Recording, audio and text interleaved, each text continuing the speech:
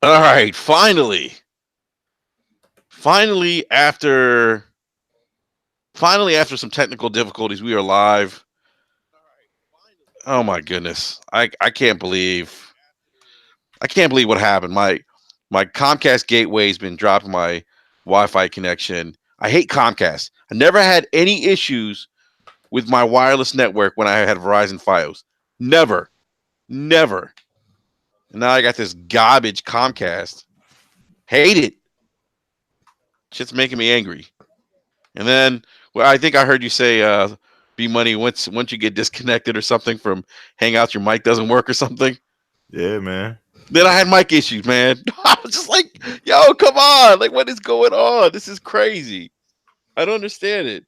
And then the whole time I'm trying to troubleshoot, and I'm thinking about the biscuits that Forte put in our DM with that cinnamon butter. Yep. And I was getting hungry, man. And then Slow Mo saved the day because he's like, "Hey, do this," and I did it, and it worked.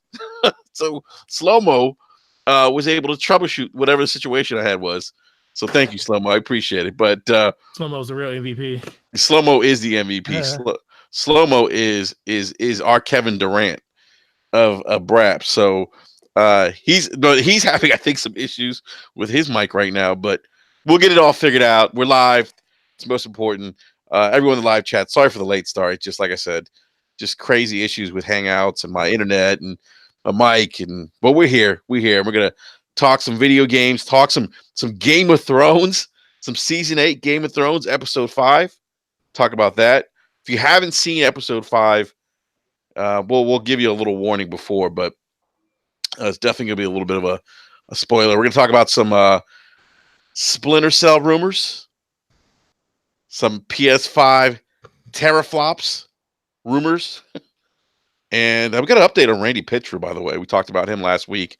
This dude's in trouble, man. I'm telling you, I'm surprised this dude still has a job. You know, I'm serious because I don't know any place where you can put your hands on someone and still have your job. You know, what did Chris Rock say? You smoke crack at McDonald's, you won't get your job back. It's kind of hard to get. If it was like somebody that was lower in the company, they definitely would have a job. It's kind of hard to get rid of the top of the company. I don't know how HR handles that. I mean, you think the guy's accused of allegedly swindling, $12 million out of a fund that was supposed to be used for like a bonus fund that was supposed to be used for Gearbox employees for taking lower salaries. And then there was a witness. I forget who it was. A witness of two witnesses. Two witnesses. Thank you, Slobo. Two witnesses that one actually saw Randy Pitchford push David Endings because David wouldn't tell him who was apparently wanted to buy the company, or the company was being was on the block or something to be sold. He wouldn't say who told him that information. It was apparently it was an investor, and he was talking like it was a done deal. David Endings was, right? Yeah. And the investor said, "Hey, don't say anything." And then there's David Endings just sharing tweets. Was it tweets or emails? I don't remember, Slow-Mo. Tweets or emails from Randy Pitchford? It looked like they were emails or text messages or something like that. Yeah, like basically like dropping F-bombs on David Endings, like like who the fuck are you loyal to? Yada yada yada. Like definitely full on harassing this guy. I'm telling you guys, I am surprised that this dude still has a job. I'm telling you, Slow-Mo, if you push somebody at work, what would happen to you, man? Oh, I'll be out the door immediately. Yeah. Like, don't even get the stuff at your desk. We'll send that to you. Yeah, right? Yeah. Forte, if you push somebody at work, what would happen? Oh, dude, I might as well be looking for another job. The moment I pushed him is the moment I let my family down. Yeah. What about you, B Money? If you push somebody at work, what would happen? Oh man, it's over with. Yeah, you're done. B Money security though, so he can get away with pushing people. B Money Security. That's funny. Hey, by the way, a big welcome back, big Brap welcome back to B Money. It's good to see you back, B man. You know you had some things to take care of the last couple weeks, man. We're glad to have you back, and you too, Slow-Mo. I know you've been we missed you the last 2 weeks, man. But great to have you guys back. You too, Forte. I know you had some things to do, but it's good to have everyone back for full panel. Although we're missing Eric, man. Did Eric? I don't know if he DM'd anything. He DM'd it saying he DM'd earlier saying he wouldn't be able to make it. Yeah, see, I missed that, man. As you guys know, I don't always keep up with the DM, and I like repost stuff that you guys are talking about or had talked about early in the day. So, but big shout out to E. Full conversation about it, and Ricky comes in like, "You guys hear about this?" No, E was like, right when E sent that message saying he wasn't gonna make it, he was up there talking about all the stuff I was posting for topics. He's like just talking about it. And he realized he's like, oh man, I just realized Forte was just doing nothing but dropping topics. I was talking about like we were having conversations. Yeah. It's funny, man. Like I try to keep up, but you can't keep up. Man. I can't, man. So I can't. And I know you guys are getting like deep into conversation, but I keep hearing my notification going off on my phone. Be like me, man. Whenever you see, like, I come back to, sometimes I'll look at it and I'll come back to it, and next thing I know, it's like I got to scroll 8 times to get to the bottom of the message, and I'm like, yeah, I'm just gonna try to catch the highlights of this conversation. Yeah, I hear you, man. So I don't know, guys. What do you think's going to happen to Randy? You think he is going to face some kind of disciplinary action anytime soon? I'm gonna say no. I don't think anything's going to happen. Nope, nothing's going to happen to Randy. Yeah, it's really weird. Who's going to do something to him? Right, that's what I keep saying. Yeah, he's the CEO. I mean, look, if the guy getting caught with porn and with having porn and like work stuff on the same USB drive and leaving that and losing it doesn't get fired, nothing's going to happen here. I mean, yeah, he assaulted someone, and apparently nothing's going to happen about that. So basically, if you're a CEO, what you're telling me, Slow-Mo, is that you can pretty much do anything you damn want. Oh, I mean, if you're a CEO of Gearbox, yeah. I mean, let's go down the list of things that Randy has done. I mean, like repeatedly lied to the public multiple times. He stole money from Sega to fund Borderlands 1 and 2. And it looks like he stole $12 million from his own people to be just to give to himself. He continues to get into fights with people and other media sources and publications online. He has with stuff that's just like, it's not even that big a deal, dude. He's just like, no, you're trying to F me. Like, what? Like, what's happening here? Like, the guy's crazy. Yeah. He's literally out there. Glorious War is right. He can't get fired as CEO of a private company, but there's got to be some. I find that hard. But there's got to be some kind of HR thing. There's got to be something. It's got to be more of a board thing at that point, or an EA thing. EA would have to step in on that. The only way, not EA, 2K, yeah. But 2K doesn't own Gearbox, so it's like, oh yeah, that's true. Yeah, they just publish their games. They just publish your games. Yeah, like Lucas said, shout out to Ash and Lucas. She said they can vote him out.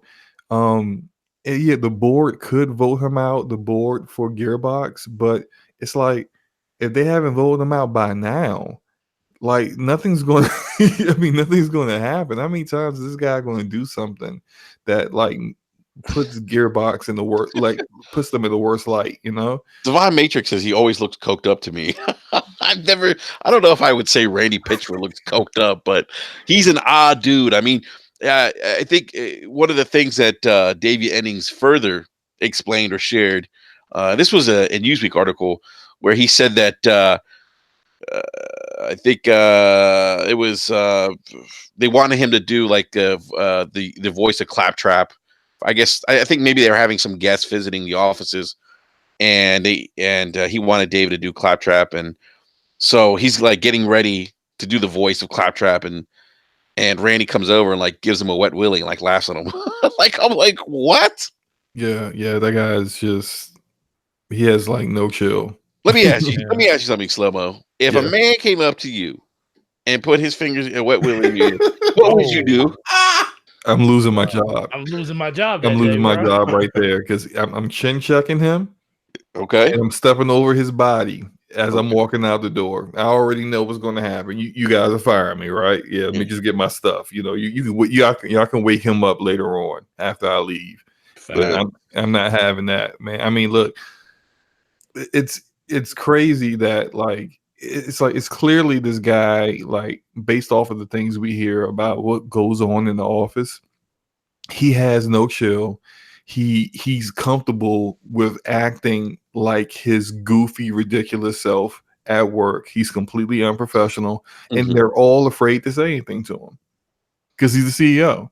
Look, he assaulted David Eddings, and David Eddings gets fired. People saw him assault his employee. Nothing happens to him. The employee who got assaulted is fired.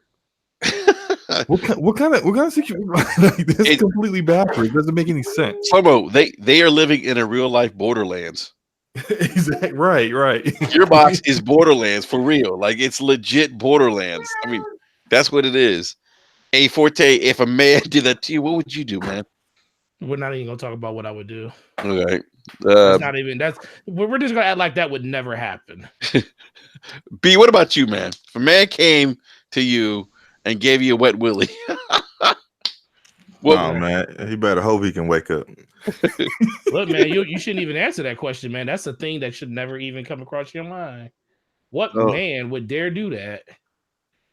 And it seems to me like a very unprofessional work environment where everyone is like basically just catering to him, placating him. Because he's the CEO, but he doesn't act like a CEO. He acts like a frat boy who just like won't grow up. It's crazy. And to fly off the handle just because someone heard, are you guys selling the company? Where'd you hear that? Hey, look, I can't tell you. Oh, now you want to jack me up? You going to shove me across the room? Like, that's just to think that you could actually do that to one of your employees and it's okay. Like, your behavior is fine. Like, you don't have any problem with that. Like, I mean, look at the guy. He looks like the kind of dude that acts this way. You know what? Who was it in the live chat? I think it was. Let me go back to this.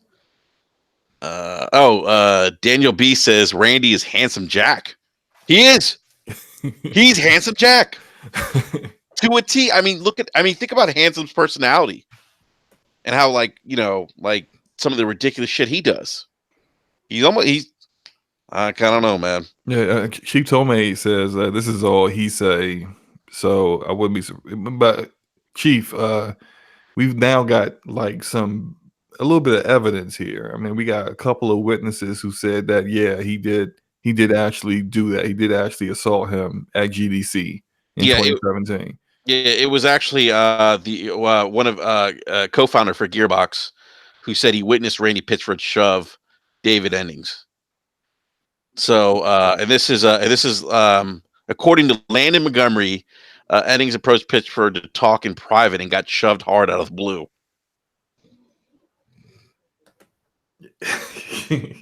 And that's a co-founder who sees that and is just like, well, okay, I'm just gonna go back to minding my business, and he's just gonna let Randy continue to be Randy. Like, I think the only thing that's gonna get Randy out of his role is if Gearbox starts to do poorly. If the games they publish don't sell and they start losing money, if Borderlands 3 tanks, which isn't going to happen, but if it tanked, that would be the only way that people will finally they would be finally like, yes, we can scapegoat Randy.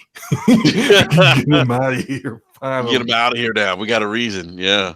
This is a fascinating story, man. This thing just keeps getting worse for Randy, but he still has a job. I believe that he announced 41 million copies sold of Borderlands so far? Is that 43? 43. I'm sorry, 43 million. Which being Borderlands 2. Yeah. Yeah, and so the text message that we talked about, What Randy said, what David Ennings text to Randy Pitchford was, I'm giving you everything without breaking my word, meaning that he didn't want to disclose the individual who mentioned the sale of the company to David Ennings. And Randy Pitchford's reply was, "Who the fuck are you loyal to? Gearbox or some fucking random guy? And what the fuck are they going to lose if they're exposed?" It's crazy, man. Yeah. And it later text, Pitchford called Ennings an idiot for keeping his sources secret and told him that his priorities are completely fucked. And then apparently, like very shortly after that, he got fired. Oh, was it after that? Yeah, they said like within a couple of days or so, he was fired after that. Yeah, because he wouldn't disclose who his source was. That's crazy, man. Chief Tommy says he has a witness, but he didn't see anything, just the after effects. Chief, I thought, and I know I watched Young Ye actually had a video about this. I believe there was 2 witnesses. One actually saw the shoving, and the other one actually saw the aftermath, like the bruising, whatever it was. So my understanding is that there's 2 witnesses. One actually saw the shoving incident happen. And Ashley Lucas says, I would have been minding my whole ass business. That's funny. Oh my goodness. By the way, big shout out to everyone in the live chat. It's great to see you guys. Ryan Landis says he's Chet from Weird Science. Oh my god. Anyhow, yeah, this thing's gonna I think this thing's gonna get even more interesting as more information comes out, but we'll see what happens. The rest of Gearbox, I just want to say real quick before we move on. Yeah, I feel bad for the rest of those guys that just want to make a good game. Mm-hmm. You know, they're just like working hard like everyone else in the industry. Like Borderlands is a big name IP. It looks like from everything we've seen that it's going to live up to the lofty expectations that have been put on it from the second game being so awesome. And you got your CEO acting like a clown. It's just like, come on, man. Can we just make this game and just ship it and just make this money? Why do you have to keep going after everybody? Game Informer, random guys on Twitter, you know, all the voice actors that you tried to lowball and they wouldn't take that, you know, to reprise their roles. Just come on, man. Yeah, but the problem is this.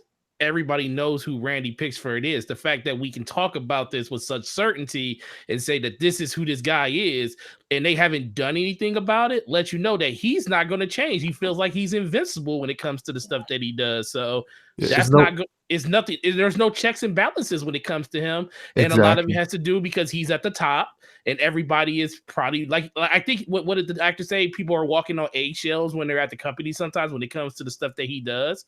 So I mean, at this point, I mean, it's sad, but until somebody steps in, the board steps in to vote him off, there's nothing going to change. At all. And there's even less accountability when it's a private company. And plus, these people are happy that they're made. Like, just say what you will, that company, that that company is profitable because he is there and the games that they make. And I mean, not saying that he is 100% the reason why that company does as good as it does, but what does that company look like if Randy isn't there? And I think that has a lot to do when people start seeing money and that money is looking real good, they're willing to look over a whole bunch of crap. That's very, very true. I mean, if you think about like no one really cared about Gearbox back before Borderlands came out, they used to do a lot of they were like a secondary studio. They used to do a lot of like support work. Yeah. They did support work for Bungie back then with Halo and stuff like that. I think they did the port to PC for Halo Combat Evolved. Like they did little small things like that, but they weren't looked at as like a actual true, like, you know, here's a AAA developer or anything. They were more of a publishing house. Yeah. But what it's like, I'm trying to make sure I say this correctly because I'm not trying to give Randy props for this. It's clever. It's more sneaky what he did to Sega. Because if you go back to it's borderline despicable what he did to Sega. It's despicable, but it's still really kind of smart. So like Sega couldn't go after him in Gearbox because he didn't technically break any. He didn't break the contract. Now, if you like, I remember it may be Jason Schreier who did the article. It was a long time ago, but um, basically the way one of the developers who was hired to work on Alien Colonial Marines described it. He said that he saw the position for Alien Marines. He applied for it. He got the position. His first 2 weeks, he was working on that game, and he was just kind of like, "This doesn't make sense. Like this game should be further along than it is right now." I Oh, don't. He said he worked on it for 2 weeks, and then after 2 weeks, they said, "Hey, you're doing a great job. We're gonna have you work on this other game." Borderlands 2. And look, literally everyone that Sega paid for to work on Alien Colonial Marines will work on the game for 2 weeks, and then they will go to Borderlands. They did that for Borderlands 1 and 2. And I guarantee you in that contract, there was probably no stipulation that said they couldn't have like their employees work on other projects or something like that. Exactly. And so, hey, they worked on the game only 2 weeks, but they worked on it. But now everything else is like for years that those people worked on Borderlands. So this is a studio that wasn't considered AAA at the time, who ended up kicking out 2 excellent AAA games back to back. Meanwhile, Sega's game still isn't out. And that's like, it's smart that he looked at that and was like, you know what, we could really get 2 publishers to make this game for us. But at the same time, it's like, dude, are you serious? Like, you just cheated Sega. Freaking Sega. Like, I mean, someone like that you just can't trust at all with anything. So this is what I've always said for years. If Randy says it, it's probably the opposite. I've said that for years. Say that every time. The one thing I always felt like about that, I'm a huge Alien fan. It's by far my favorite franchise, and they literally screwed Sega when it came to the IP, and I was that upset me the most, just because I was really looking forward to what they were going to do in that kind of continuation of that story from Aliens 2, which is my favorite one. And man, just the fact that turned out the way it did, and then to hear that and we all knew, because Borderlands 2 literally came out, what was it, like 9 months later? Yeah, it did. So we all, it was already known without even being leaked or anything, that it pretty much came down to, hey, Aliens is a decent franchise. We want to promote our own thing, and we're going to use the money we got from Sega to do it. And it was at the consequence of what happened to that game with Alien Colonial Marines, unfortunately. Oh my goodness. So Daniel live chat says Randy's a smooth criminal. He is, bro. Like Slobo said, you really can't fault him, because you can't say he really did anything wrong, because he technically delivered the game that he said he was going to deliver. Now, did that game deliver in the way that it should have been delivered? No. But it was delivered. Yeah. No, he kind of skirted. Sega paid that delivery fee, and he gave them what they kind of wanted, half of it at least. Yeah. Oh my goodness. Well, we'll see what's coming. We're gonna find out what's gonna happen in the coming weeks. There's that lawsuit still about the 12 million. So we'll see what happens. You know, that might actually get him out of there. That could. That's we had Boom on last week, and it's it's theft, man. If he took that money, he's done. He could be done. He's done by that. There's no way out of that, especially with the actual company. You stole money from them. Yeah, you embezzled money out of the company. Like, you can't, and you're the CEO. That's a big no-no. Big no-no. He'll do time for that. Yeah. So we'll see what's going to happen. So, I do want to move on, because we had a late start. Unless anyone has some final words about Mr. Randy Pitchford. Rest in peace, Randy. You might make it through Borderlands 3, but I don't know what's going to happen after this. Right. All right. So a tweet went out. I believe it was today or maybe this morning. At least I saw it this morning, and I sent it to you guys in DM. Julian, okay, if I'm pronouncing his name correctly, Julian Gueretti. He is a creative director at Ubisoft. He tweeted out working on the next hashtag Splinter Cell with at Dan Haynow and at some other people.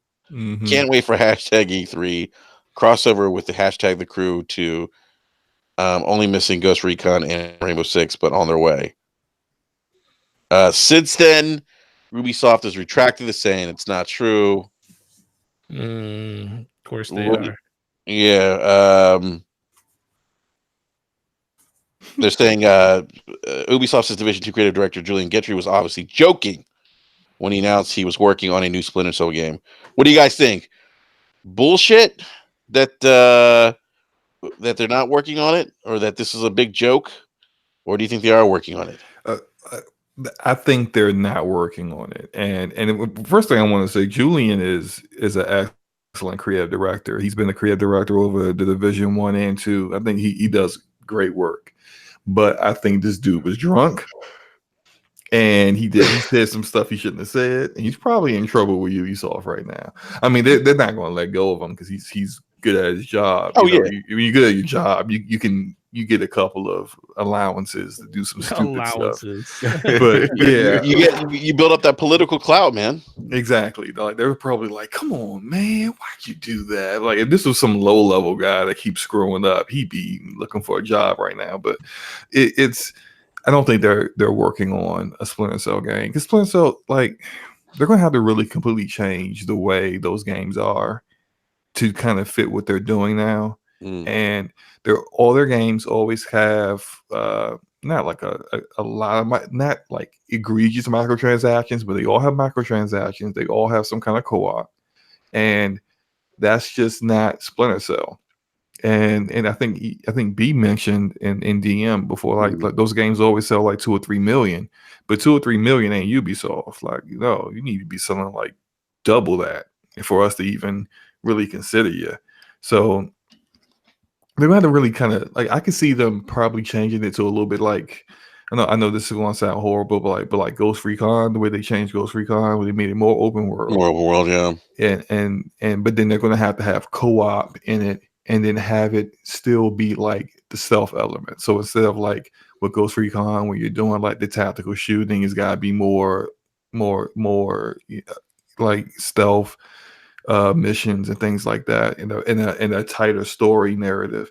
That's the only way it's going to work, I think. Only way, I mean, it will work if they did a classic Splinter Cell game, because there are people who are diehard Splinter Cell fans who would just buy it day one, no questions asked. But for Ubisoft to approve it, it's going to have to change. Interesting. Yeah. By the way, Daniel in live chat says Rand said on Xbox 2, working on Splinter Cell is an inside joke at Ubisoft, because everybody who's not at Ubisoft claims it's been coming for years. And I know Rand has said that it's not coming. B, I know in the DM you were saying that the sales numbers, I guess, of Splinter Cell just don't justify, I guess, in their eyes, Ubisoft's eyes, that to make another Splinter Cell. But did the last Splinter Cell really do that bad? I mean, I thought it sold pretty well. I mean, it did release towards the end of last console generation. It actually struggled pretty hard because it released at the end of last gen. 2013, right? Yeah, it released like right as the new consoles were coming out. So a lot of people kind of left it behind, especially, all the hardcore guys who, bought new consoles day one. Everybody traded their old consoles in. They didn't have any access to that game, and they didn't become backwards compatible for Xbox to more recently. So it was just one of those games that kind of got left in limbo. It was a good game too. That's crazy. Blacklist was good, I think, and the game looked great. I mean, visually the game looked great. To me, it was one of the better entries in the Splinter Cell series. Look, I read that tweet and I was like, I got so excited. And I mean, B, when you said what you said in DM, I was like, oh man, B's probably right. Like it's not going to happen. It's wishful thinking. They've been teasing us, man. They put Sam Fisher in Ghost Recon, right? Yeah, that was a pretty cool mission too. Yeah, and I then enjoyed it. in the last Assassin's Creed, they put his night vision goggles in the game. But they've been putting his night vision goggles and everything. His night vision goggles were in Division 1 as well. Yeah. Are you serious? Yep. Yeah, they are. Ah, Yeah, actually, you could get the whole Sam Fisher suit, the whole like black like suit, the whole thing, like the entire suit with it was a whole outfit thing that you could get through The Uplay. yeah, Uplay. Yeah. you guys don't think that Ubisoft will ever because I revisit this. Because I really think, and I could be wrong, only because I'm a fan of Splinter Cell, and obviously I have that bias because I'm a big fan of the series. But I just feel like a lot of people want this game, and they want Sam Fisher to come back. I think a lot of people do want the game, but I don't think enough people will go out and actually buy the game. I think, it's depending on how they do the game. If it's a single player experience, it'll be just like most single player experiences that come out today. If it's not stellar and it's not rated, as a 9.5, people just throw it in a win and kind of move on, man. Yeah. And even to Ubisoft's standards, I mean, look, they recently just came out with some numbers that kind of blew my mind. Rainbow Six Siege has hit over $1 billion in revenue. Jesus, that's right? why that game won't stop, man. Like they ain't in a rush to make a second one. No, not at all. That game's they're gonna keep dropping seasons, and it's gonna be the new Counter-Strike because it's like, why not? People keep playing it, everyone loves it. No one says anything bad about it. Whether it's either you love the game or it's not my cup of tea. But I can recognize it's a quality game. That's all you hear about it. It's. I mean, it is a good game. So you're saying $1 billion in revenue so far? Yeah. They said it has hit $1 billion in revenue. Well, I guess we can say goodbye to Splinter Cell, because if they're making that kind of money, it's like, well, why do we need to make a Splinter Cell? They said Far Cry 5 is their most highest selling game this gen. Far Cry 5. Both Odyssey has outsold Origins, and although they said the Division 2 so far didn't hit sales expectations on consoles, but it exceeded sales expectations on PC, which made up for it. So, I mean, they're doing good.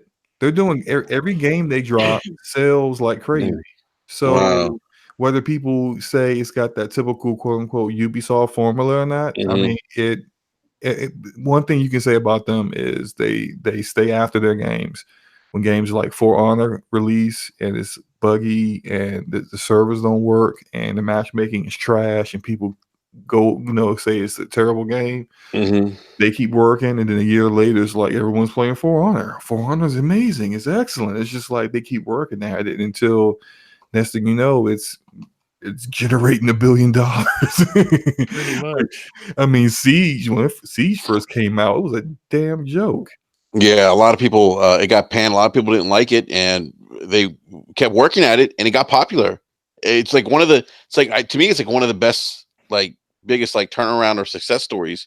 Yeah. For a game to come out and kind of stink up the joint and just turn things around the way they did. It's crazy. And I mean, you think about the overall general feeling about the Division 1 compared now to Division 2.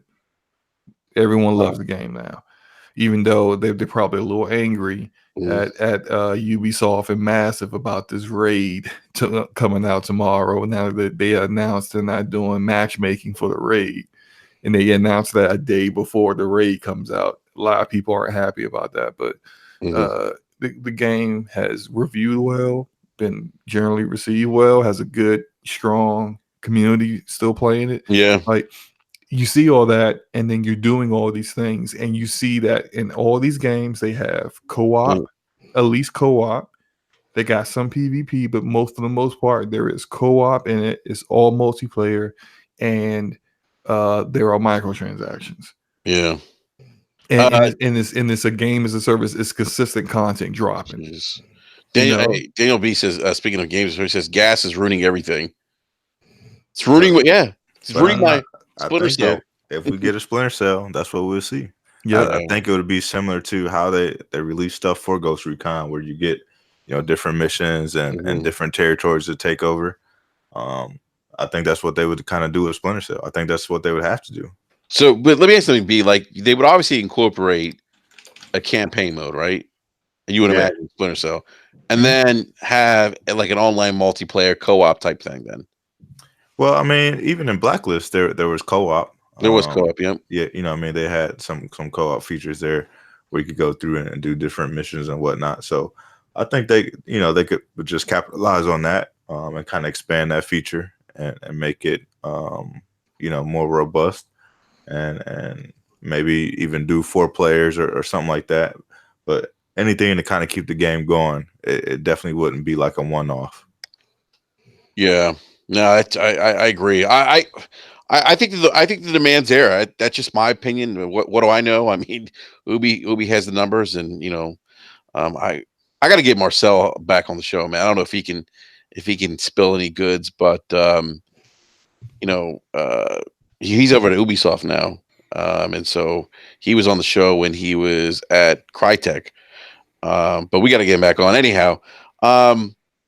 Ubi does have 3 games that are supposed to come out before March 20th. Yeah, 2020. Yeah, they unannounced titles. Three AAAs. Wait, 3 unannounced ones? Yeah, 3 unannounced titles. So basically, they're going to show them at E3, and they're going to drop like this year. It's going to be in early next year. Calling it's going to be Splinter Cell.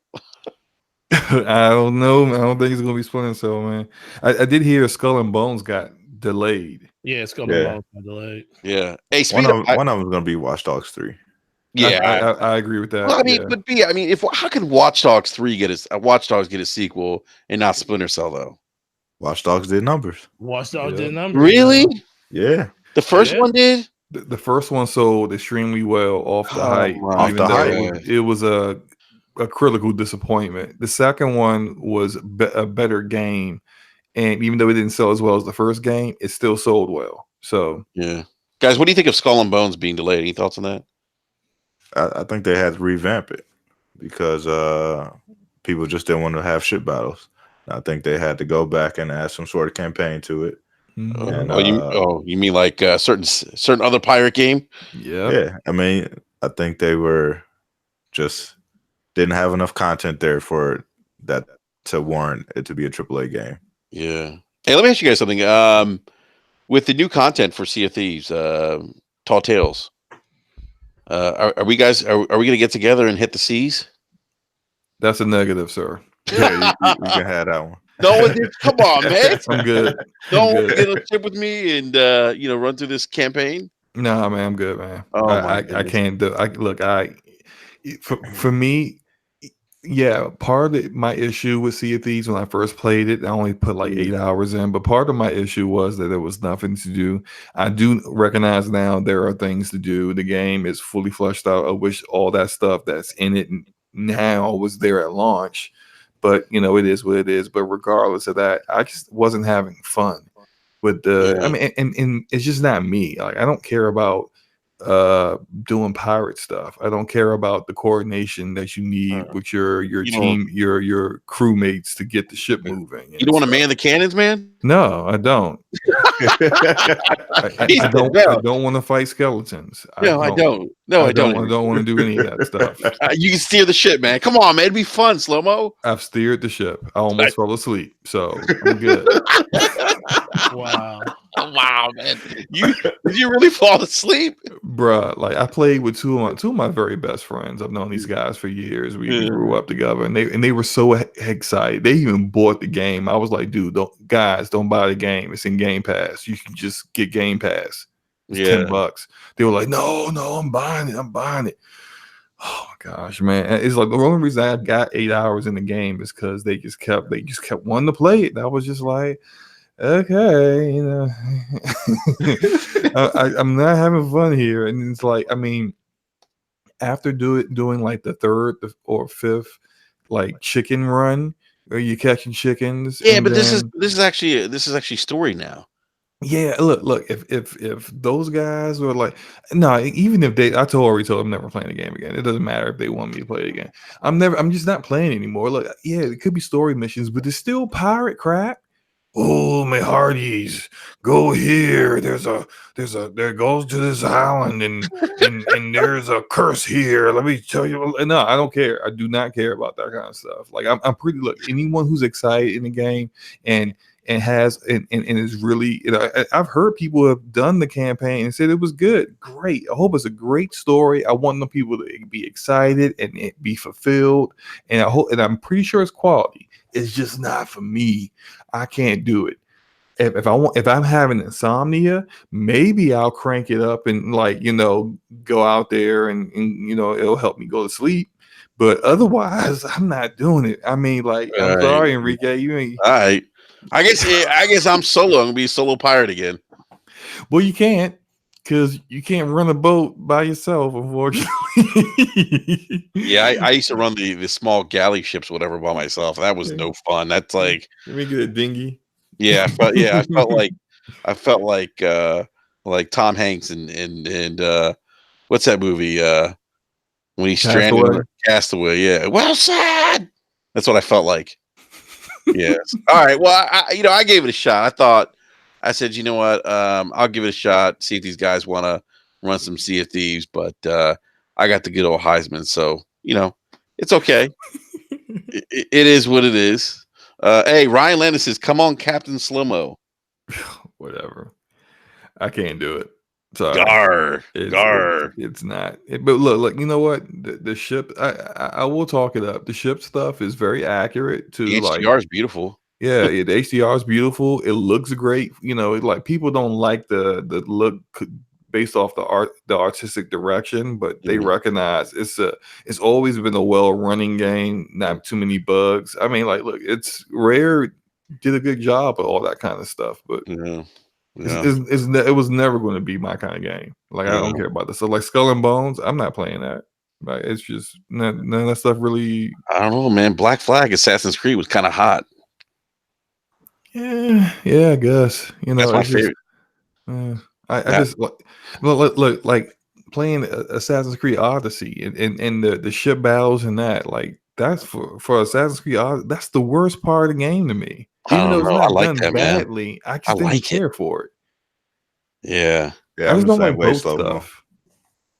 We say B?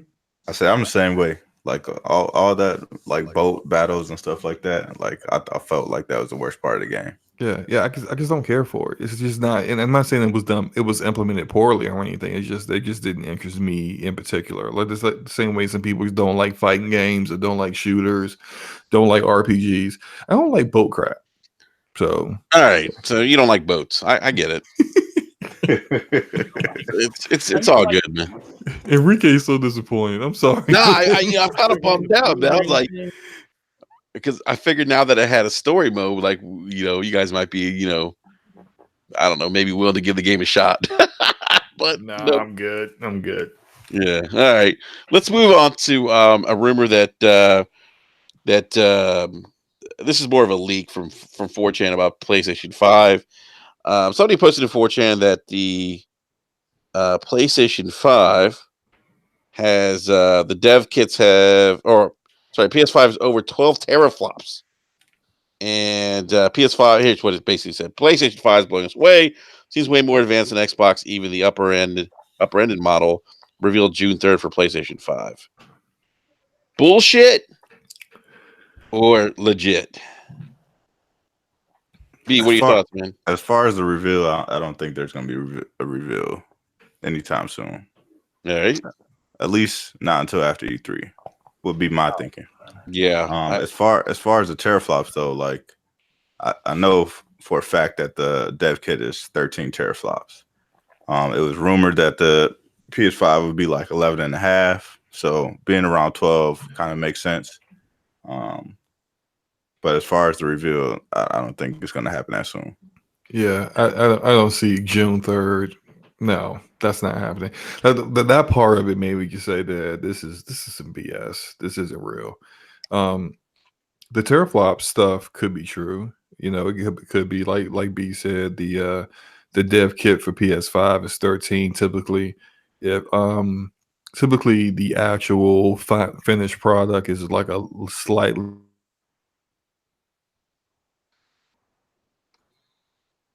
I don't know. When I think of that situation, I just think that wasn't the Xbox One X developed kit like 24 teraflops or some shit like that? Nah, I don't know. Was it? I think it was. I don't know about that, man. I've never heard that before. No, if I remember correctly, it was literally double the amount. It wasn't 24, it was 12, if I remember correctly. 12. You're talking about the Xbox One. I think the Xbox One was either 12 or it was double what they have now. Yo, you're talking about the X. Yeah, the X, not the one. I thought you said the one. I was like, wait, the one had like negative 5 teraflops.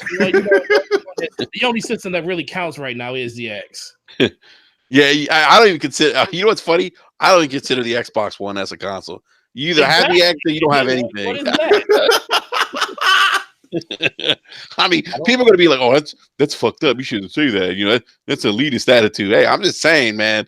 The X is where it's at, right? Am I lying? No, you ain't. You know, the S is not even. It's not even a console to me. I mean, it's just, anyhow. I'm sorry, Forte. Go ahead, man. We lost. Looks like we lost slow-mo. But go ahead, man. No, I was just thinking that, if that's the case, at this point, I'm just tired of just all the speculation about what it could be. I just wonder if just want them to just finally talk about this system. Yeah, me too, man. The problem is we're not going to hear about that until roughly maybe at the earliest, whenever they do their next XO event. And then at the latest, February of next year. Yeah, I think like B said. You think Xbox? You talking about Xbox? No, PlayStation. Oh, PlayStation? Yeah. Oh, Xbox. We'll hear about Xbox at what's the name this year? E3. Yeah. I agree with B. I think June 3rd is too soon. June 3rd is too soon. One, it doesn't make sense to do it prior to E3. They're not going to be at E3. And two, unless that's their way of controlling the narrative prior to E3. Yeah, but B, what if but here's the thing. If they say, "Oh, we're 12, our PS5 is 12 teraflops," and Phil comes out and says, "We're 16 for the high-end model." It's like, well, okay, well, now they lost that power narrative, I guess. Sony has. So why would they do that? Like, why would they show their hand? I don't know. I guess we'll have to wait and see, man. Yeah. I don't think June 3rd, though. I don't think it's gonna happen. Yeah, but this is one thing I'm thinking though. One of them's going to lose, and power can't control everything. So I think that's why at the end of the day, the power won't matter. Everybody can say whatever teraflops they got, and at the end of the day, it's not going to matter. Yeah, it's a total reset. You know what I mean? Uh-huh. Everybody's going to be looking at everything else besides what the power is. Yeah. Hey, Ryan Landis in the live chat says, at this point, I don't care if they run off diesel. Either more. Yeah. People ain't gonna care about that. Yeah. I'm kind of over B. I kind of agree with you, man. I'm over, like, the teraflop stuff's interesting, but I'm tired of, like, I'm not gonna name any YouTubers. I'm tired of, like, every, like, YouTube title, new PS5 or Xbox One spec leaks. Phil Spencer says new Xbox will be more powerful. I don't care about that. Like we know that there's going to be increased teraflops. We know, that these systems are going to be more powerful. I just want to see the announcement and then see the games. Right. I don't care about teraflops and this conversation. Is it going to be 13? Is it going to be 14? Is it going to be 15? I don't care about that. Like, I want to see what these consoles look like and how they're going to make our experiences better as gamers.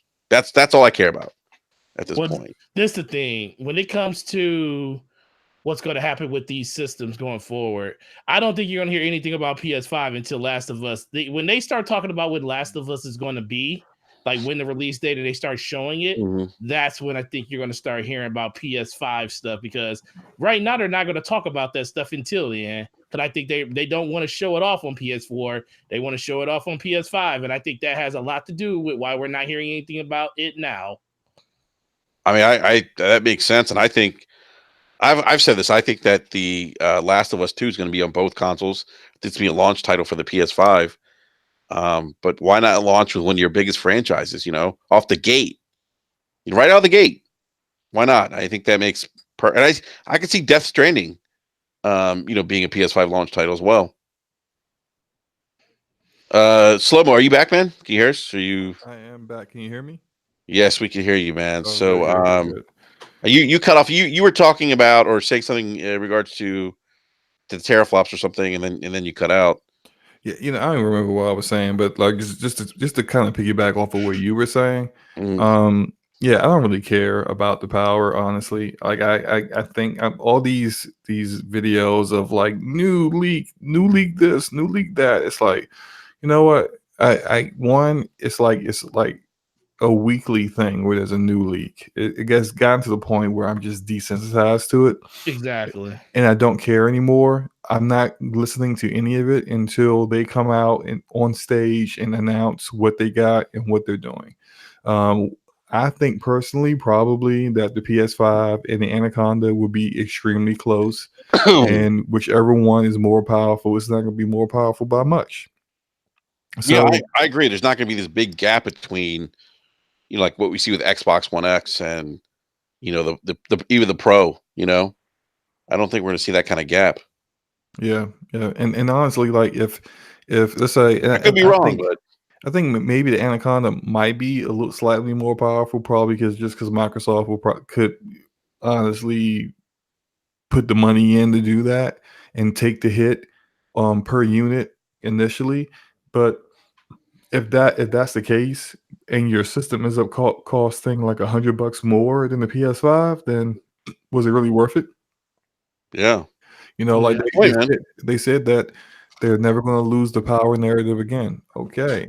But you're going to have the games to back that up too. And you need to have the talent and the developers to make sure that the power is being put to good use. Because right now, you look at a 1X game that's an exclusive, and yeah, their better studios haven't come out with stuff yet, but you look at what Rare's put out and what Undead Labs has put out, and you compare that to what Naughty Dog has done in Sony Santa Monica, those games look better on weaker hardware. So it's all about the talent of the dev. It's about the amount of time they and resources they get to put it in. Sony Santa Monica had 5-6 years. Naughty Dog gets like a year of post production, before they drop their games. We don't see this from Microsoft exclusive games. They running it out the door. Hey, we don't have matchmaking for Crackdown 3, but hey, let's just push it out here now. Like that's not. It's a whole different way of handling it. So yeah, having more power, that's fine, that's cool. But like, what I really care about is how are you handling your IP. And right. Hey, gentlemen. Hey, boom. What's going on, guys? How's everything? Thanks for the invite. Yes, boom. Had it, we had a spot open. And I was like, I gotta invite Boom on. Gotta get him on, man. So thanks for making it, man. I know it was kind of last minute. I sent you the link, and I was like, if you can. Yeah, no. I just actually finished watching a movie with the missus, and she just went in the room. So I figured, you know what? Even if I come on for half an hour, 15 minutes or so, but you know what? I jumped in when Slow-Mo was talking about Microsoft's first-party IPs and the way they're handled. I have to agree. I think one of the biggest disappointments in this generation for Microsoft has in fact been the handling of their first party games. And you talk about Crackdown and a few other ones. I was listening, so I just want to respond to that. And I have to say that I think we as fans of the Xbox brand, obviously we've taken it on the chin, so to speak, and for good reason. Sony has done a magnificent job of marketing. They have put out extremely quality first-party games, which is why I own a PS4. But for Microsoft, I think, and maybe this is me being a naive gamer. Maybe it's me just I really enjoy the brand. I think that the last of the Mohegans, so to speak, was in fact Crackdown 3 under the Terry Myerson reign, right? I mean, there are a lot of decisions that Phil couldn't make. So I think that, with the aggressive nature of how Microsoft, more specifically Phil Spencer, has been about acquiring these new studios, I think there's gonna be a different beat to the drum, if you know what I mean, for the new games, whatever is going to come after Crackdown. I think we're going to see that the change is going to be there, and I think as gamers, as Xbox gamers, we're going to be happy. Hey, Boom, I got a question for you. And this is something that, like, I don't know for certain, but I have like a sneaky suspicion, or at least a worry about that this may be happening. So, like, I agree with you. This new batch of Xbox IP is going to be pretty much Phil Spencer's games, not Terry Myerson's. Nothing that Terry Myerson approved, but this is all Phil Spencer. So it's going to be a little bit differently. It's going to be ran a little bit differently. Hopefully, these games will be fully funded to be what they're supposed to be. Like, clearly, Undead Labs wanted State of Decay 2 to be a AAA game, and we saw what we got wasn't AAA. They're gonna, as we heard from all the devs that have been purchased, they're gonna get all the funding they want, all the funding they need, and they're gonna get all the employees they need to get the work done. What my concern is with this move towards creative freedom, which is great. I'm hoping that Microsoft, what they don't do is go like a complete 180, like where they go from being very heavy-handed and micromanaging to completely hands-off and do whatever you want. Because when you look at like Sea of Thieves, I really kind of wish there was somebody who would have went to Rare and said, okay, this looks good. The water's amazing. This looks beautiful. Where's the campaign? Content? Yeah, where's the content? Like that question should not have been asked by the gamer in beta. You don't need content. That question should have been asked by Phil Spencer all the times that he went to Rare and played the game. Thank you, B. Exactly. But it's gas. You don't need content when it's gas. Yeah, but later. Yeah, but look what happened. A year they spend this entire 2018 making a campaign to fix that issue. And so what my concern is that they're giving these developers their creative freedom, and that's great. But then they're also not doing what Sony does, where they give their devs creative freedom, but then they're also like, hey, look, this is trash. Yeah, well, I mean, this doesn't work. Yeah, you know what? To your point, dude. If I don't know if any of you guys have had the opportunity to watch Raising Kratos. I watched it today. My God, what an incredible! I mean, listen. Let me just say this again. I give Sony a lot of credit. This was a PR, a move that they did to show the gamers, the fans, because there's not a lot going on with Sony, and you know what? That's okay, because they had. I mean, listen, the no E3 thing, I totally do not like. I think even if they would have shown one game, listen, Nintendo got away with showing one game with Zelda. If you remember that E3, yeah, with one game, that's all they needed to do, freaking game. So if they went to town and put a Last of Us 2 thing out there, had people dressed up as zombies, whatever they're called, the clickers, and just went to town and let people play like a portion of the game. People would have been going crazy for it. But if you look at, and to your point, Slow-Mo, do you know what Yoshida came in there and was like, this is not good. And the team was like, oh shit, what do we do? Right? So, I mean, look, all I can say is this. This has been, if there's anything that's going to come out of 2013 to 2019, or let's say 2013 to 2017, because they really, in 2018, they really got their ducks in order post E3. If there's anything that they have learned, the hands-off, hippie approach that they were taking does not work. The responsibility of But did you say hands off hippie approach? Yes, that's exactly what I said. The hands off hippie It's approach. all good, bro. Yeah. Make That's right. whatever you want, man. Just come over here and smoke a little of this, and you're gonna be okay. All right, man. Right on. No. It sounds like you're saying just smoke this weed, bro. Just make whatever you want to make. You want to make some my flying goodness. chicken? I mean, listen, it You is can in make flying Seattle, chicken. folks. I mean, come on, let's call it, yeah. It sounds like you're saying they need a little bit of Randy Pitchford at Microsoft. No, they do not need Randy Pitchford, because then people are going to start getting assaulted and millions of dollars are going to be missing from the account. So How about billions of dollars? we don't want any of that. Yeah. But He's going to sell back into Dahlia. I think, like, look, here's the thing. I don't know what's going on at Microsoft, what was going on. I know what's going on now. And money usually is is what talks, right? Like, you hear that money talks. And I think that they understand. I don't understand how they didn't understand how important gaming was to Microsoft. Again, maybe that was the Terry Myerson ideology, but they're in this to win it. You know what I'm saying? The two-prong attack with the different consoles, different prices, different SKUs. The way, like I said, I talked about this the other day. There are a lot of people saying that Sony is in the driver's seat because of their first party. That's not, in fact, the case. Yeah, they have a lot of games coming out, but The Last of Us 2 is going to be in March. Right, at least that's what I'm thinking. I don't think it's going to be 2019. What people are saying, I think it's March, which is a great month because, God of War did well there, and Horizon Zero Dawn the year before, and I think it was in January like 28th or something. So that block of 3 months does well for them. In regards to Microsoft, they are really they're in charge of their own destiny, so to speak. I think the pressure to win is going to be very apparent this E3. It's their conference to lose, to be honest with you. And go ahead.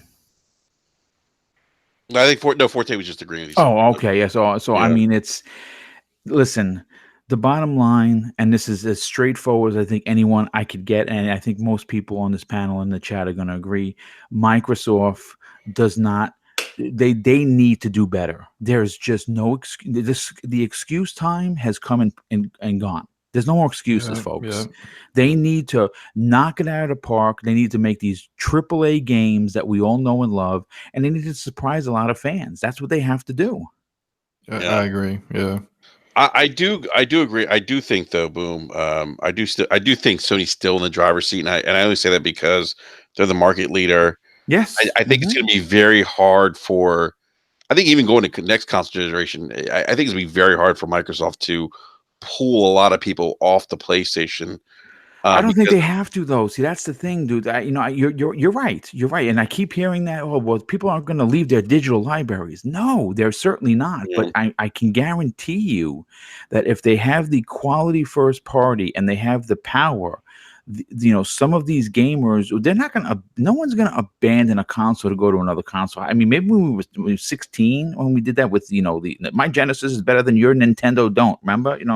People did that back then. Now people have multiple consoles. Mm-hmm. So I don't necessarily think that people are going to be, regardless of how powerful the Anaconda is going to be, no one's going to be trading in their PS4s and their digital libraries, right? Mm-hmm. But I think people are going to be like, well, wait a second.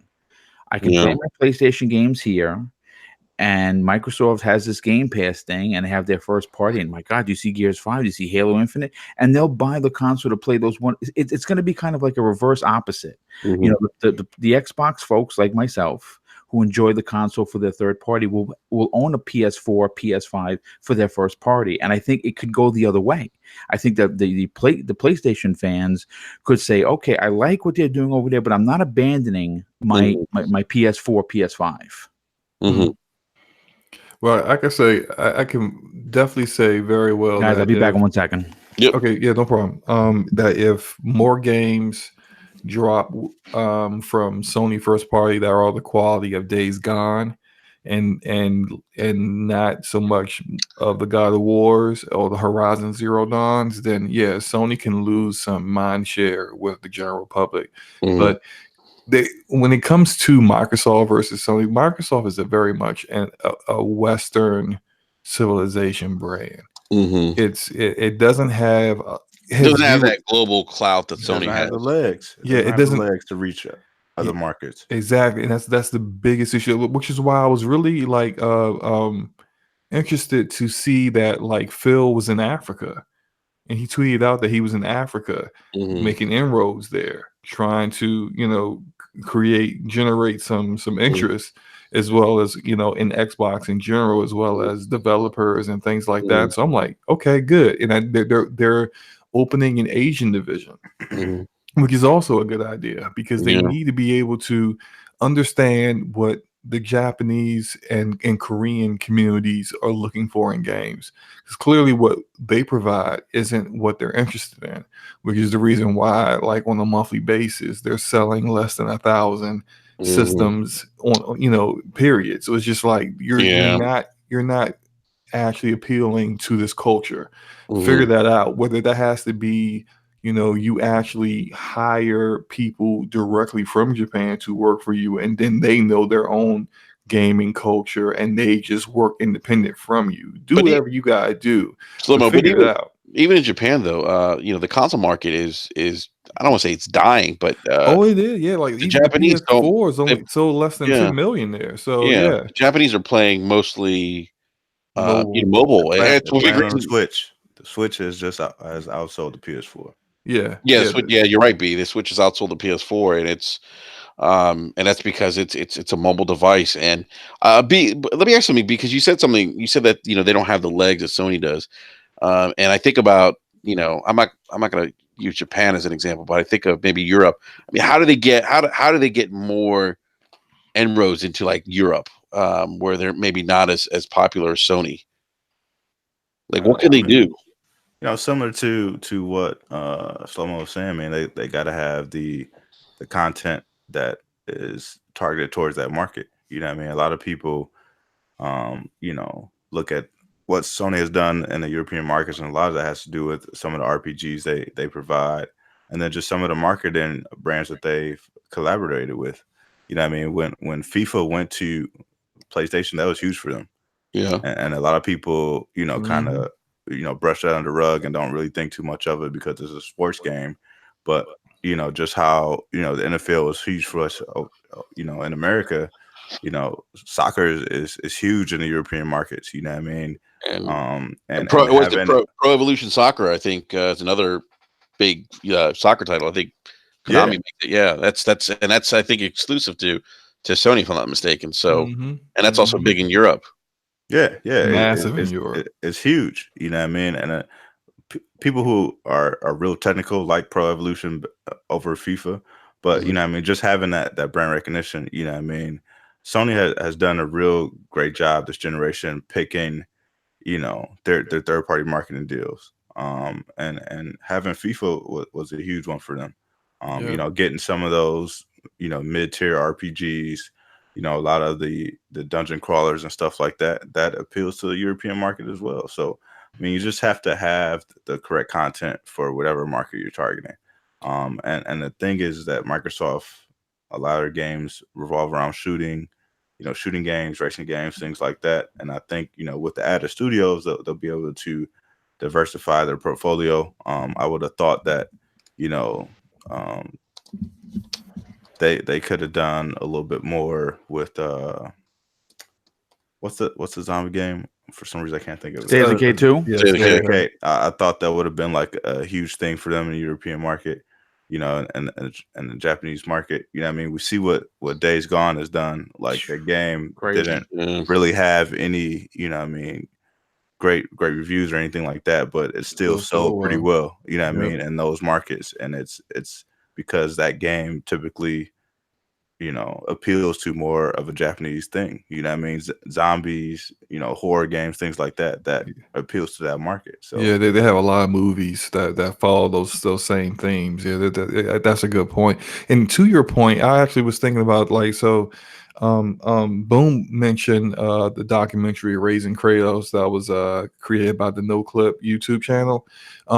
Right after watching that, I watched the documentary that came out today on the Telltale closure. and which was really good. It was much shorter than their normal documentaries, but they interviewed like 3 different devs that got laid off by Telltale, and something that I watched the whole thing, and something in there they were talking about one guy who had been there since the very beginning, since back when like they first did the Back to the Future game, and he was talking about how their approach to games got dated, but what they were doing was they were using a particular point and click story driven kind of game that was very, very popular in Europe. And it just kind of hit me when B was talking about Sony pinpointing what's popular in certain regions and making sure that having the kind of games that those regions are looking for, that Sony had 2 exclusives. Two devs exclusively making those kind of games at high AAA quality for them.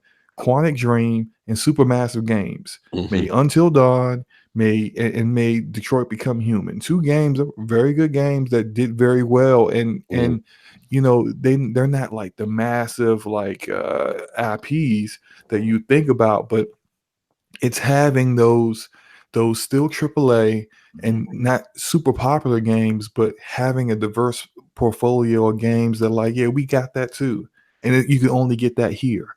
You know, that's the kind of stuff that Microsoft needs to start building up. You know, having different kinds of games that people don't always are not always going to say that, well, it's just a shooter or it's just a racing game. You know, that's why I really kind of wanted them to go after Telltale, but clearly after the fact, Telltale was not managed well. So, but I wanted them to get at Telltale because it would have been a different thing that they would have had. Said like, well, they got Supermassive, but we got Telltale.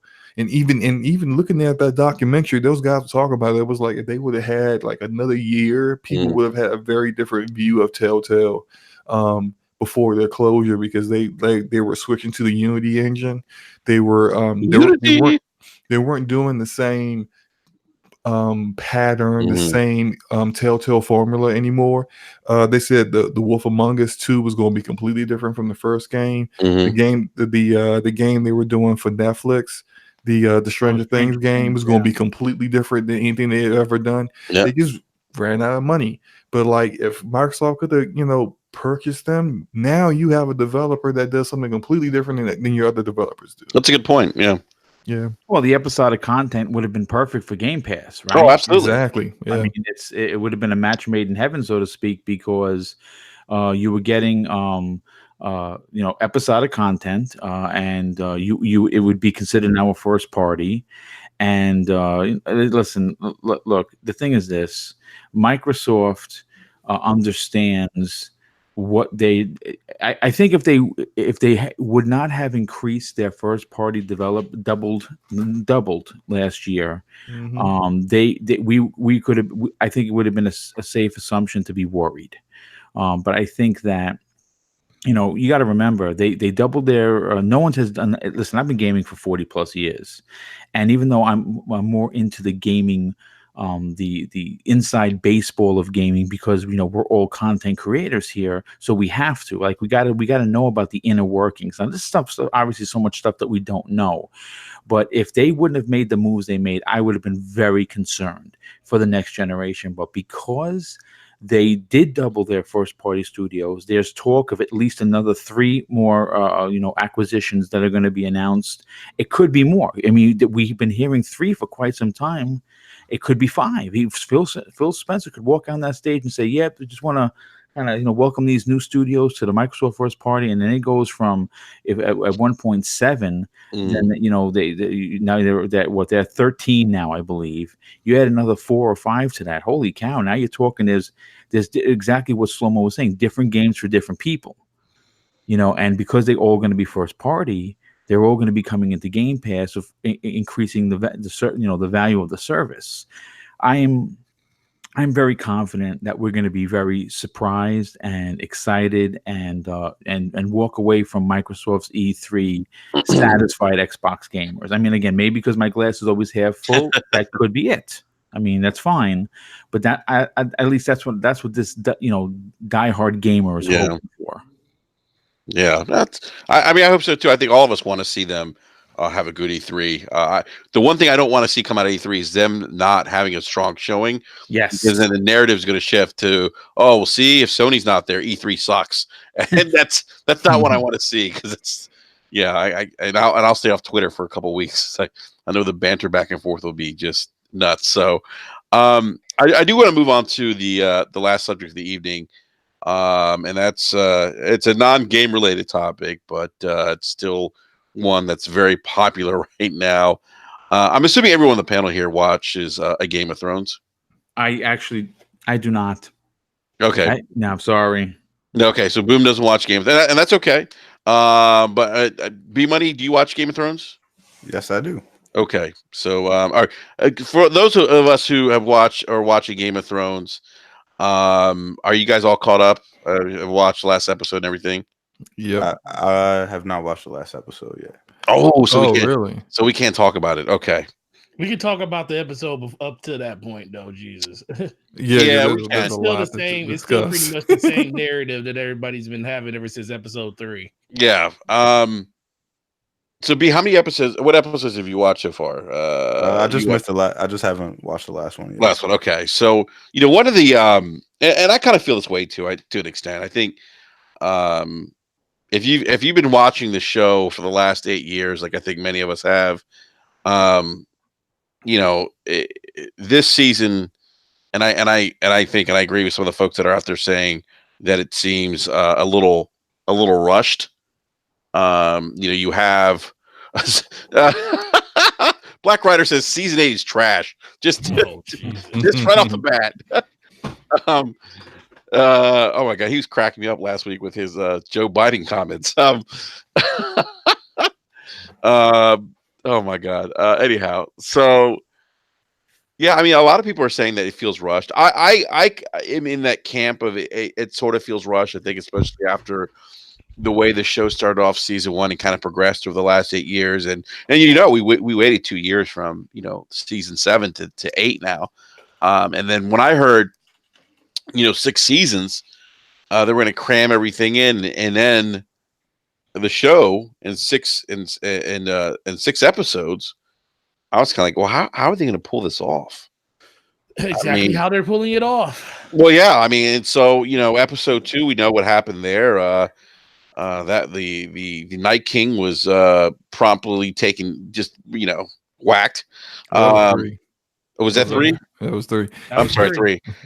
Yeah, and so 3 episodes, he's done, and to me that happened pretty quickly. Like this buildup of this guy and his minions of undead zombies marching towards the wall, getting past the wall, and getting to Winterfell. I was expecting this. Built like this. I don't know. My expectation was that his demise would be grander, a little more. Yes, a little more epic. And it wasn't. And I don't know if it's because who knows. I mean, who knows what goes through the heads of the writers of the show and how they want to end it. I've heard some people theorize that they're just done. They want to move on to Star Wars because they're going to be working on the next Star Wars, I think, trilogy, if I'm not mistaken. 2022. Yeah, and so and maybe that's it. Who knows? I don't know. I'm not inside their heads. I don't know, but there's that speculation out there.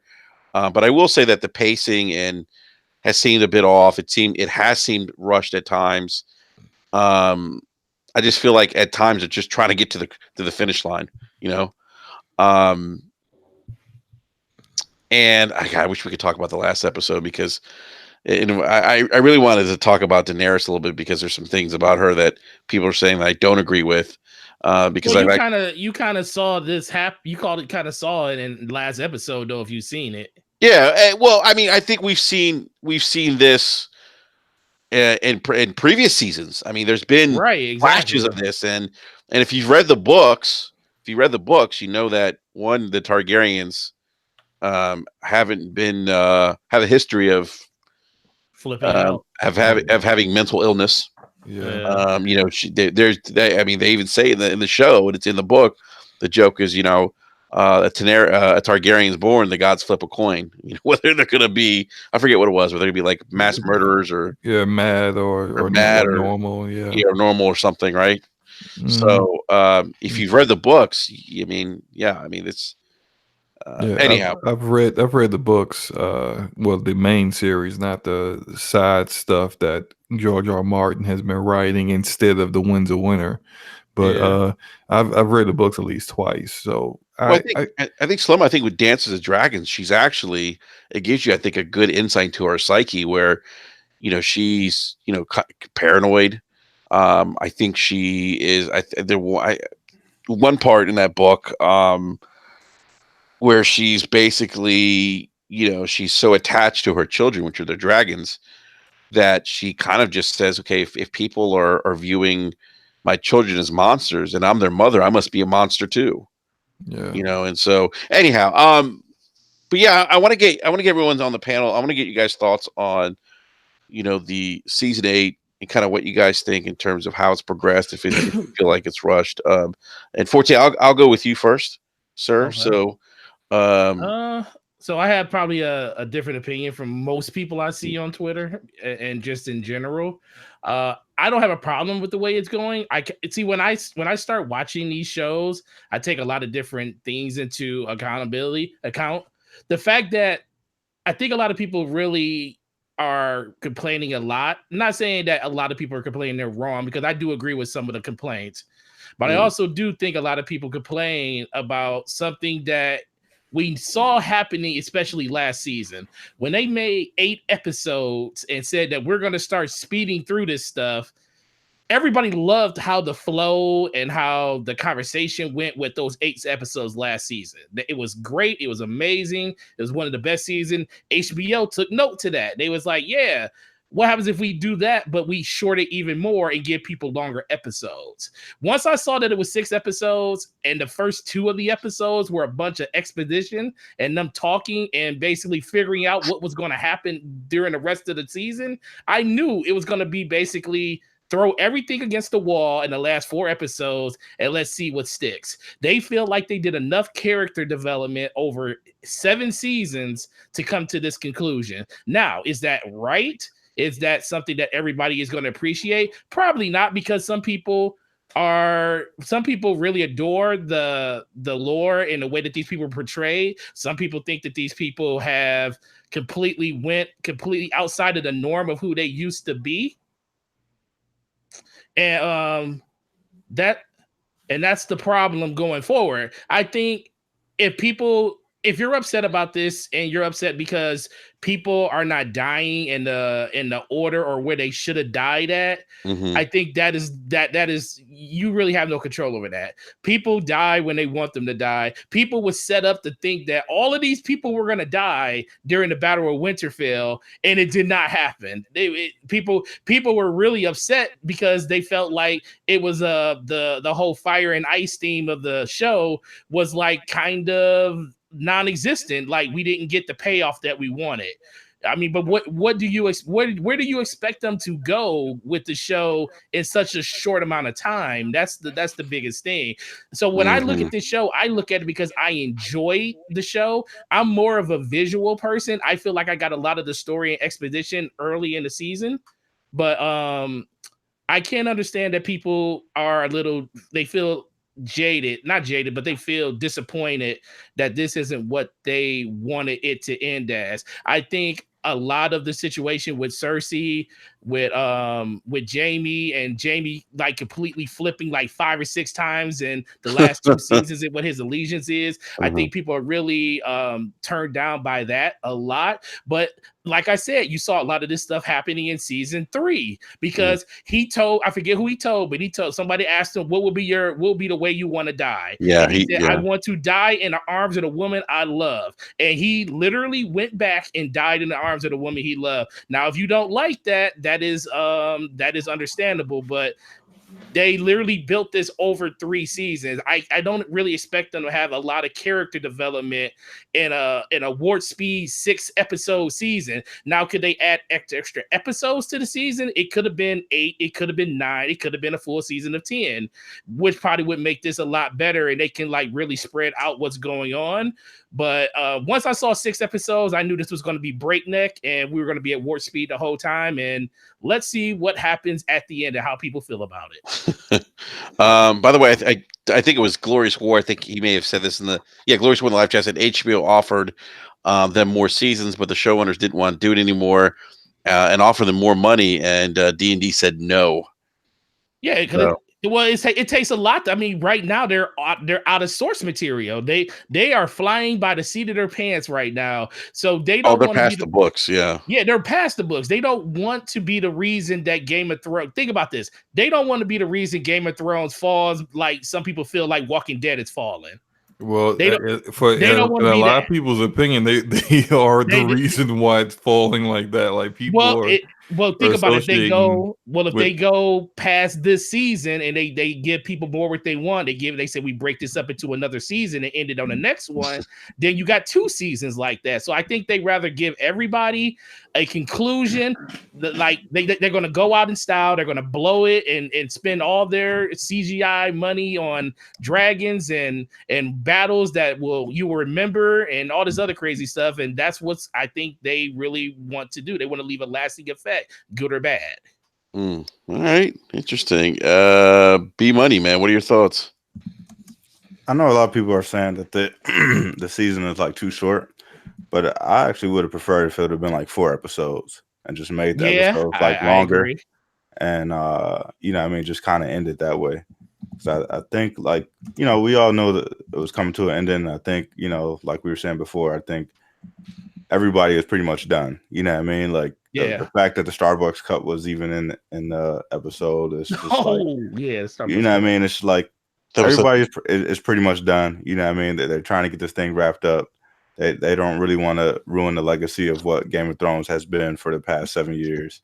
You know what I mean? They're just trying to get up out of there. And I think, a lot of people feel like they're doing more damage than good. But I would have preferred if they would have just shortened it up.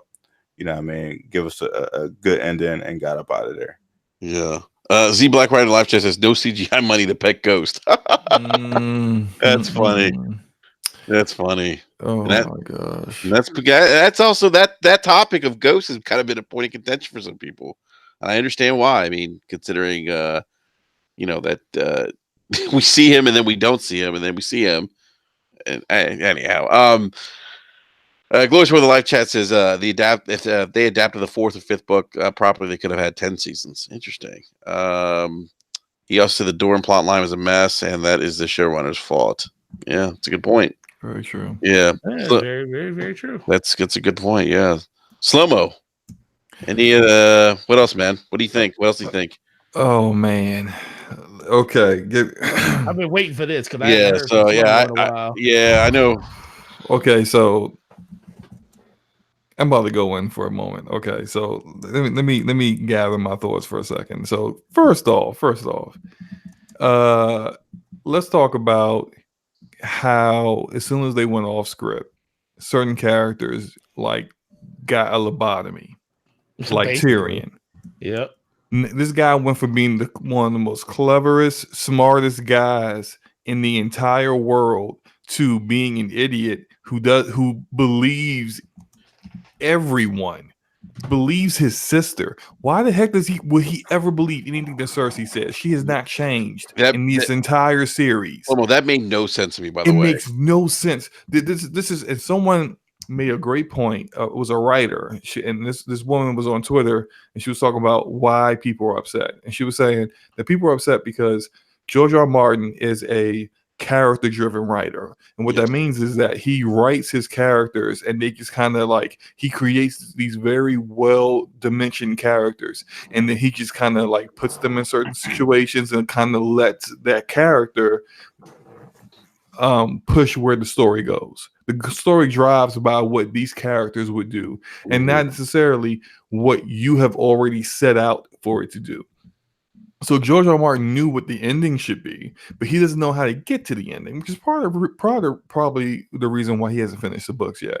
But it's what made this show so different and so much more interesting, because now when you have character driven plot, it doesn't, like, your protagonist could get killed, and your main protagonist at that time could get killed at a red wedding, and everyone be like, oh my god, I can't believe that happened. Or Ned Stark, most famous actor on the show, could get decapitated in the first season, and everybody like, no, so someone's going to save him, right? No one saved him, he's dead, I can't believe it. These kind of things that drew people to the show and made it so immensely popular, where each season would have more and more people watching it, is based off of how well it was written.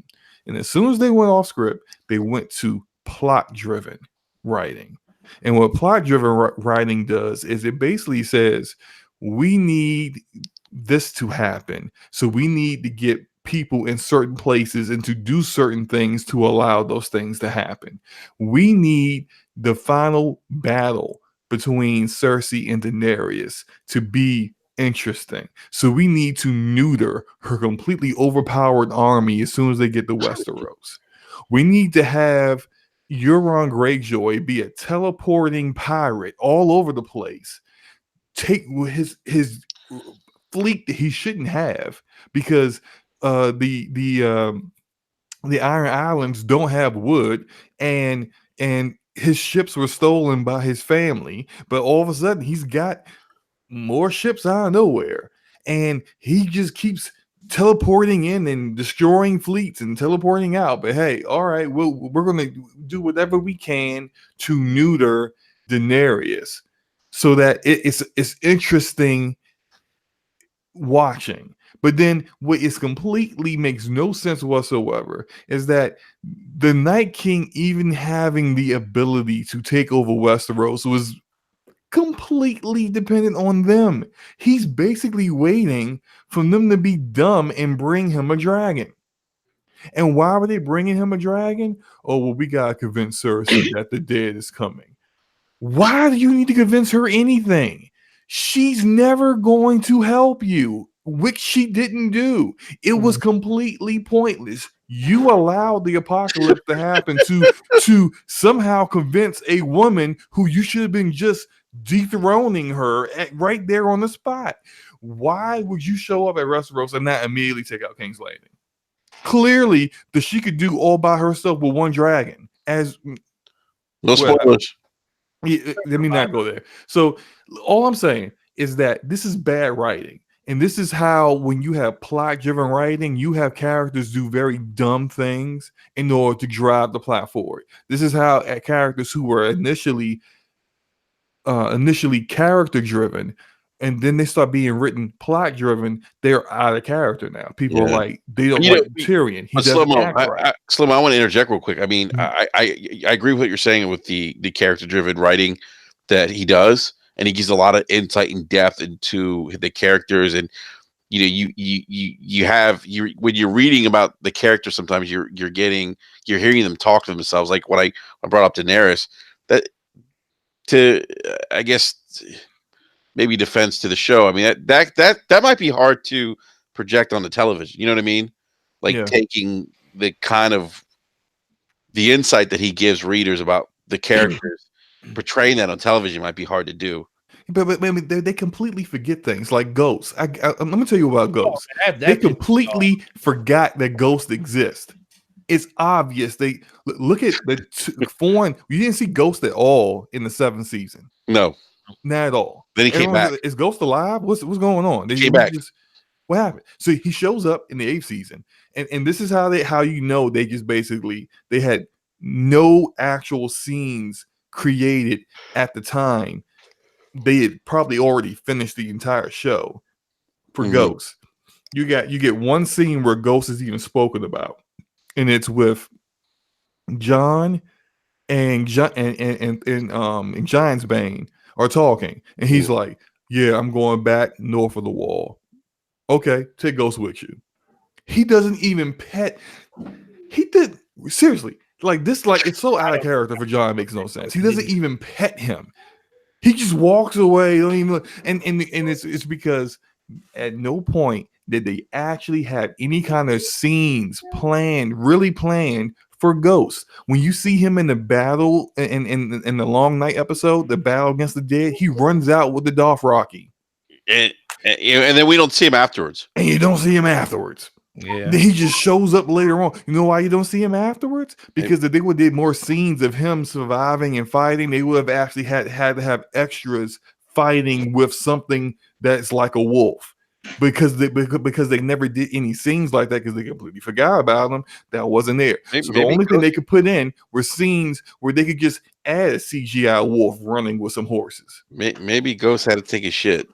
It was the longest shit ever. So, like, he's tired after battle, man. He's like, man, I gotta take a shit. Here's another completely dumb thing, right? So remember in the Battle of the Bastards, right? They said this in their planning of the battle. They said Ramsay Snow is not attacked. He wasn't raised in to be a battle tactician. Yeah. He has Winterfell, but he's going to be dumb and he's going to meet us out in the field because he's an idiot. Yep. And that's exactly what he did. He could have stayed in Winterfell and let them starve to death in the winter, but no, he met them out in the field because he was that bloodthirsty. He wanted to kill them. The same thing he did to Stannis. Mm-hmm. What did they do with the freaking army of the dead outside? The same thing. The same damn thing. Yep. Why would you do the same exact thing? You had all these military minds at this table, and this is the plan you came up with. Send the minorities, the Dothraki, running off into the darkness to get killed, and just make their numbers even bigger. Put your what do you call them? Those ballistas. Those should be actually in any real military like thing. They should have been behind the walls, protected. No, you put them right behind your cavalry. So now they're worthless as soon as the dead rescue. Why are your fire pits not lit? Why are your fire pits should be lit behind your army? Who are you protecting? Well, the dragons were like MIA for most of the fight. It was just like they should have been as soon as they knew the dead was out there, they should have burned the fire pits. Yeah. And they should have been behind the fire pits. And actually should have had everybody inside of the walls. This is why your walls got overran, because all your people were dead.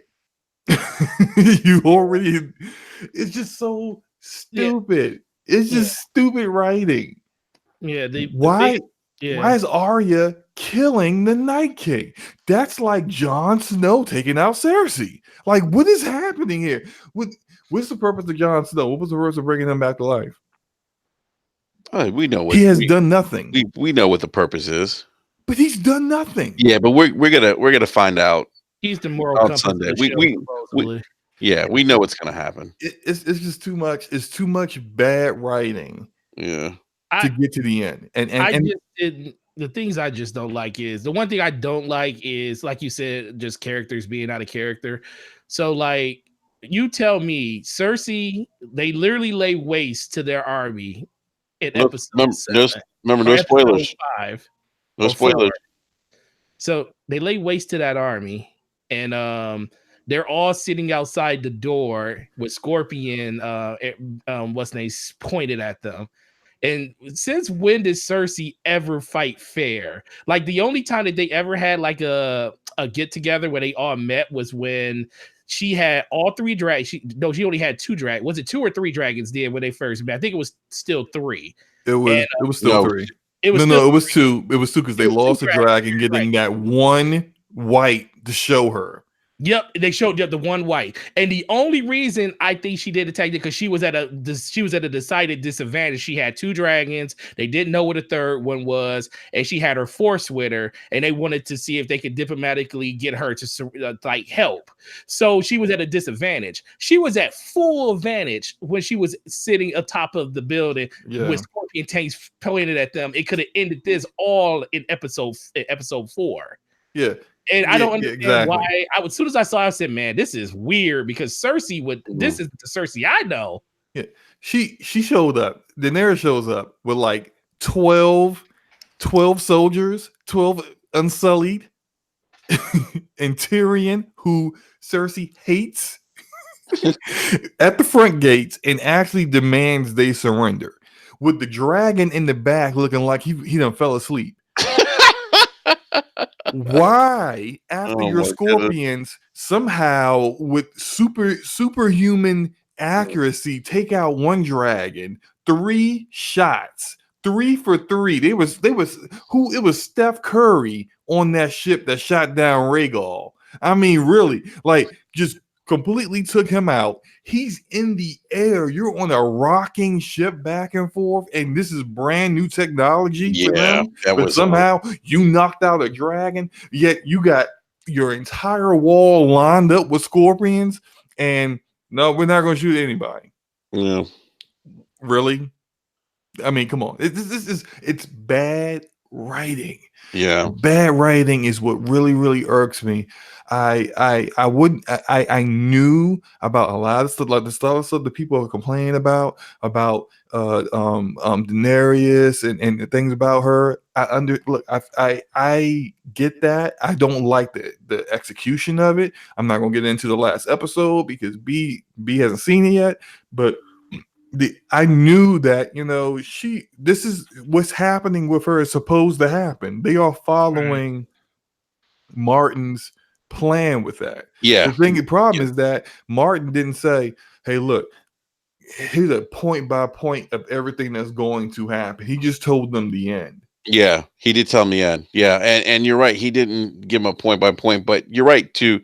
How they've executed her storyline is pretty much along. I mean, if you read the books, I mean, it's most people shouldn't be surprised. Yeah, and even to like, I get Forte's point about how they sped things up because we would have full seasons. Like I think all of season 5 was Tyrion and Lord Friendzone. I can't remember his name. I call him Lord Friendzone. Traveling to Marine. That was like the entire season, huh? Varys? No, he's talking about he died. He died. What's his name? The old guy who was in love with Daenerys. I forget his name. Oh, yeah. Jor. I call him Lord Friendzone. For some reason, that's easier for me to remember. Because he is Lord Friendzone. He is Lord Friendzone. I mean, that man went back and found a way to cure himself just so he can come back. Yeah. He was in love, man. It was dedicated. She even said he was in love with me. He's like, I love you. She's like, I don't love you. I love my cousin. I love my nephew. My nephew. But I mean, I like that it's like the traveling is skipped. It's quicker, even though like you got a lot of character development in those travels. But like, look, we know these characters by now. Skip that stuff. I'm cool with that. But what I'm not cool with is Gendry being able to run back to the wall like nonstop. Like, is this dude like a long distance Olympic runner? Really? Like, man. He's got stamina. I'm not cool with Daenerys being able all in one day to they sent a raven from the wall to Dragonstone. That's the entire length of the north, all the way to where King's Landing is. They have fast ravens, man. They're like UPS. Yeah. And then Daenerys gets ready, gets on a dragon, and goes to the wall to save them. Yeah. All that happened in one day.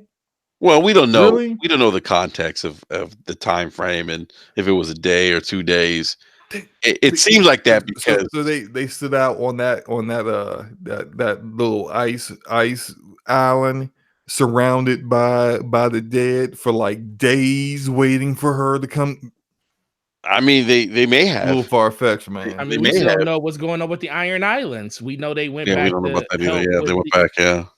Yeah. So guys, real quick, I do want to wrap this topic up because I do have to wrap up the show. Yeah. But real quick, I mean, despite some of the issues, season 8, Glorious War. I'm going to ask you guys: Game of Thrones still GOAT? But man, I'm disappointed. Even after this season wraps up, is Game of Thrones, in my opinion, still one of the best shows ever? You guys still agree that's still GOAT? I agree. I'm not gonna say GOAT. It is still one of the best shows. It would have been the GOAT if it was allowed to go longer. But I think it's still in the top 5 of greatest shows ever. It's had so many great like Hard Home. Battle of the Bastards, the Red Wedding. Red Wedding was wow. Like it's had so many epic moments that just can't be matched on any other show. But the ending is like I think it's on that level of like The Sopranos, where people are going to how it ends is going to be kind of a little bit, put a little bit of a damper on its overall feel and overall like rating. To me, I think The Wire is the best show ever made. I was going to say The Wire is a go for me. Yeah, Wire's a go. And number 2 for me is Breaking Bad, and number 3 is might be a shocker for some people, is Buffy the Vampire Slayer. Oh boy, I can't, man. I can't. I definitely wouldn't put that in. Look, man, I love me some Buffy, man. That show was awesome. Man. Don't hate. Not awesome, Slow-Mo. You got to remember, some people didn't like the way that Breaking Bad season 5 ended. It didn't become till later on where people I guess rewatched it and took it all in, was like, this was a great season. Is this I'm not trying to make an excuse for like the showrunners and stuff, but it's hard when you got a show that is this diverse and has this many different moving parts to it. It's hard to end that show a proper way that's going to make a lot of people happy. I mean, I think they could have played. I mean, I think the thing is, Game of Thrones never played it safe. And I think they didn't want to play it safe in the last 2 seasons. So a lot of people just aren't really in tune to what they want it to be. And they probably missed the mark on a lot of the stuff. Yeah. But I really think a lot of people are just upset because their favorite show is coming to an end. I was upset with some of my favorite. When Breaking Bad was ending, I was upset. Dexter's season, was the worst season ever. Yo, that last season, I was like, what is this? Yo, that last season is so bad. Dexter just can't be even put. Same thing with, matter of fact, I would say, and Z Black Rider just mentioned Battlestar Galactica. I love Battlestar Galactica into the last season. Oh, season 4 of Battlestar was amazing. I didn't hear you, B. What you say? Sons of Anarchy. That was one of my favorite shows. That was good. That was a good show. Yeah. So, B, what are your thoughts, man? Is it if the last episode? Well, you haven't watched the episode 5, but if episode 5, 6, they stick up the joint, season 8 sucks. Is Game of Thrones still GOAT for you? Yeah, I mean, I think it's still one of the best shows that's ever been on TV, and I think anytime you've reached this height of popularity, or you have this many people tuned into your show, it's hard to end it. You know what I mean? We saw what happened with The Walking Dead. You know what I mean? Like, The Walking Dead was an amazing show, and it just kind of fizzled out, and so many people who were dedicated to that show were just like, I'm done. You know what I mean? Like, I can't watch anymore. Like, they're doing too much, silliness and nonsense, and it's, you know what I mean? It's just not keeping me in tune to the show. And I think, it's same case it goes here. You know what I mean? Like, a lot of people feel like the season has been rushed and too much stuff is happening and characters are acting out of character. You know what I mean? So, and I think people just weren't prepared for it. But, when you have a good show, it's hard to end it. You know what I mean? So many people have put in so much time and effort into making the show what it is, what we all love it for. But it's hard to walk away. You know what I mean? When you're done, you're done. And it's hard to end it and have everyone leave, you know what I mean, with a great taste in their mouth. You know what I mean? Just look at all the great shows that have ended. Usually that last season or the last couple of episodes, it makes you kind of scratch your head like, yo, what the hell were y'all thinking? Yeah, I was like that with The Wire. I mean, it's my favorite show of all time. But even the ending of The Wire with what's his face, I was like, what? Like, it left me scratching my head. I did not expect that. That's actually a good bring. Like how you said, if you think about all of the shows that came out that had really good seasons and were pretty good throughout the whole thing, and they get to those final seasons and they fell off the cliff. There's a lot of those. It's like not too many. I only really could think of like 1 or 2 that literally lived up to the expectations of what the actual season was or what the actual show was over the course of its whole run. That's how I felt about Full House. Yeah. I mean, I'll ask this because I know Boone, you still there?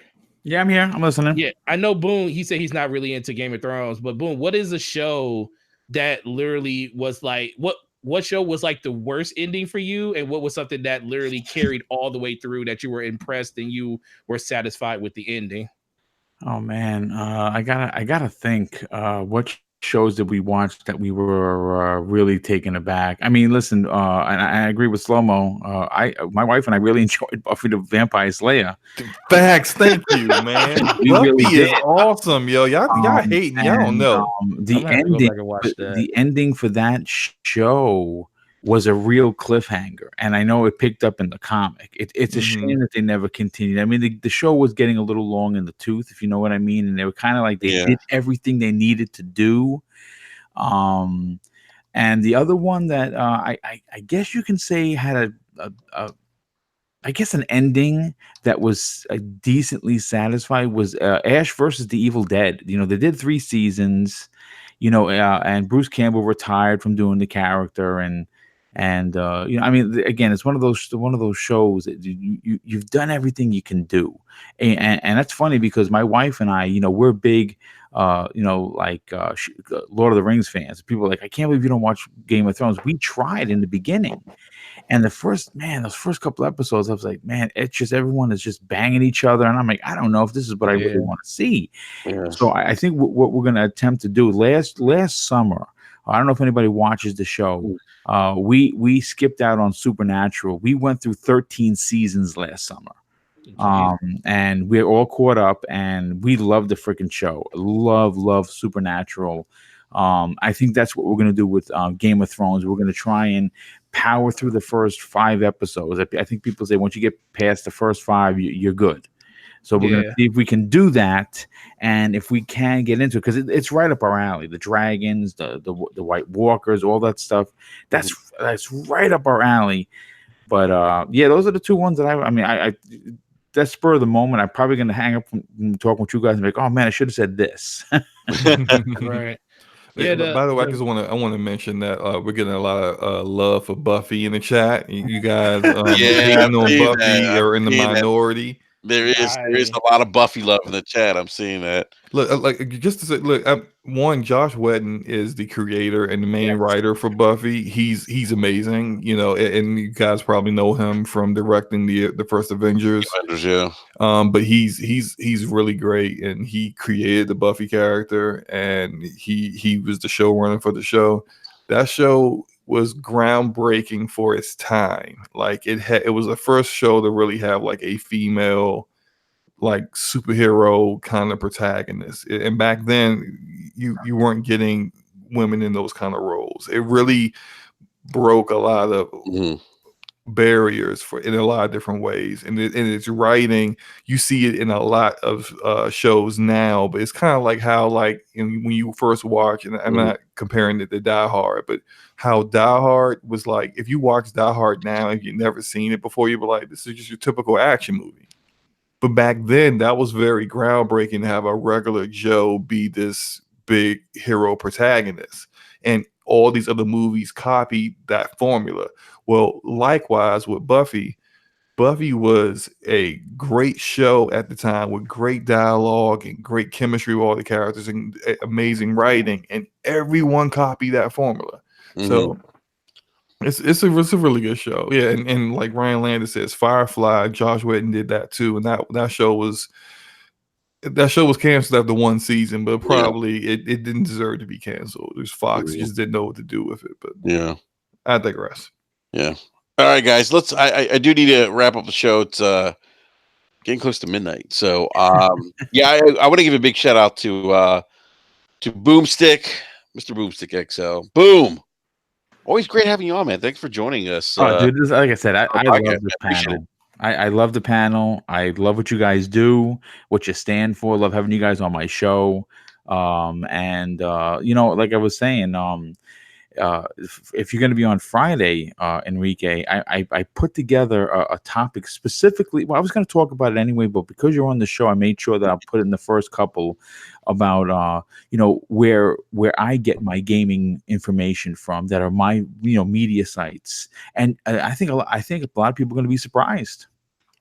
Yeah, no, I caught that forward you to it. kind of gave away one of them on your show today. Yeah, well, Game Rant, I talk about all the time. They're fantastic. I mean, they're very old school. I like them too. Yeah, They don't really clickbait you. You know what I'm saying? The story is what the story is. yeah. And I really dig that. And I have a few other ones which I'm going to get into, but I wanted to kind of talk about the positive side of the gaming media. And we're always very quick, and obviously Enrique and I we talk all the time, and we have different opinions, but it would be nice to talk about the sites that I personally use to get all of my all the news that I get for the shows, and it should be interesting. I had a lot of good topics for Friday. Yeah, no, definitely, man. Definitely looking forward to it, man. And if anyone in the who's listening to this live, if you guys haven't checked out Double Barrel Gaming, please check out Boom's. I appreciate it. Thank you. YouTube. Yeah, we love the work. We always say of YouTube.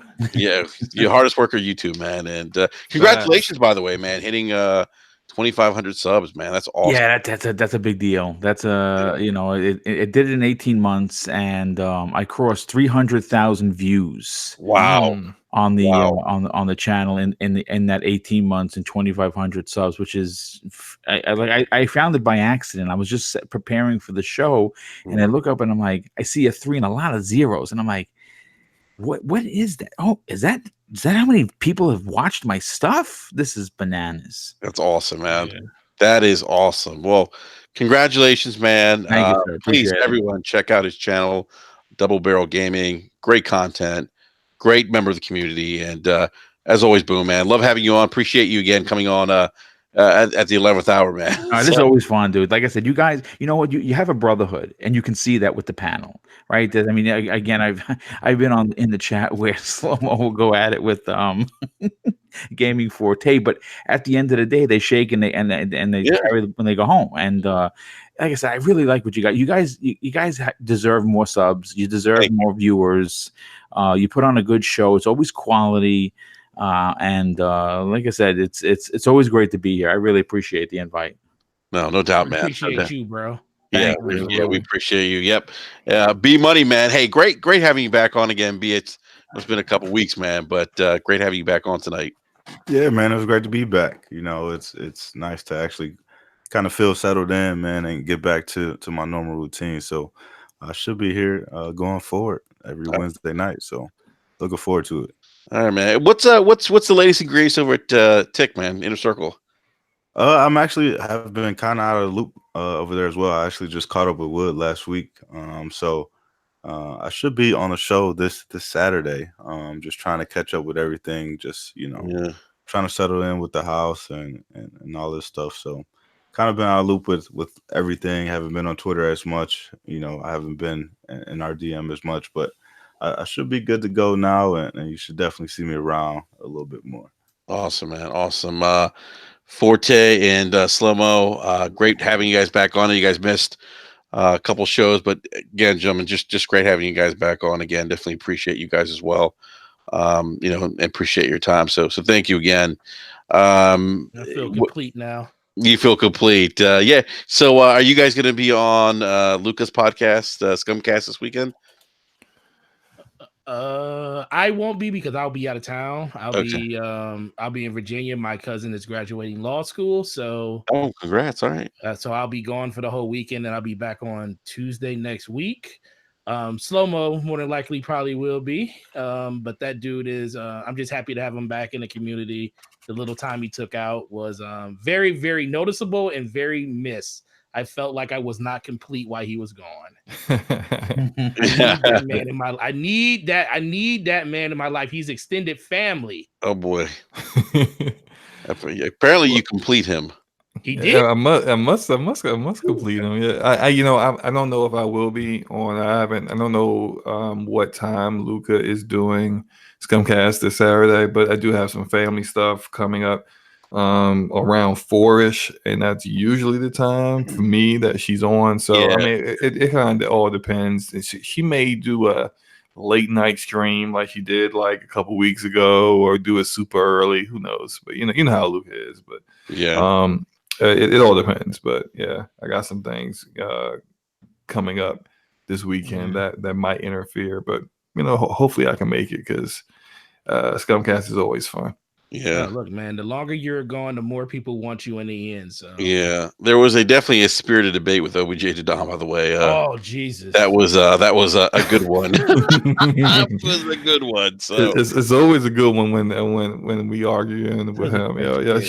Shout out to OBJ. He's the homie. Yeah. Big shout out to OBJ. dude. Wow. Good dude. So, all right, everyone. Hey, everyone in the live chat, thank you guys so much for hanging out with us this evening, and for your patience with all the technical difficulties I was having with my internet and Google Hangouts. Appreciate you guys sticking around. Throw them under the bus again. Who's your cable divider? Comcast. Make sure you keep every time you come on. Make sure you throw them under the bus every day until they fix that problem. I hate Comcast. I don't like them. I'm gonna. Do they have a monopoly on your area or something? Yeah, I mean, they're the only. I live in the county that I live in. Verizon Fios is in the county. They're just not in the part of the county that I live in. They're on the eastern side of the county, or western side of the county. So yeah, and I'm like on the west at the end. So, Doctor, I can't pronounce it. It says DirecTV is worse than Comcast. Yeah, I believe that. But yeah, Comcast sucks. And on that note, we're out. We'll be back next Wednesday, 9 p.m. Eastern Standard Time. And guys, remember, check out breakfast. I can't even talk. Breakfast with Boom. Thanks, dude. Today, not today, Friday, at 10 a.m. Right, Boom? Yes, 10 a.m. Eastern Time. Yeah, check them out, and check out Lucas Scumcast, which is, I don't know, goes on whenever she's ready, I guess. So, and the Tick Xbox podcast. Yeah, I was gonna say B's on. It's like 11, right? On Saturdays, B. Yep, 11 p.m. Standard Time. Yeah, check out the Inner Circle podcast. Good group and of to our guys. extended family, Boom. Make sure you go see that Breakfast with Boom. Gotta go see that. Yes, appreciate it, brother. Thank Always you. a good time. Yep, yes, sir. So, on that note, we're out. Everyone, enjoy the rest of the evening, and we'll catch you guys next week. Peace. Nice. Peace.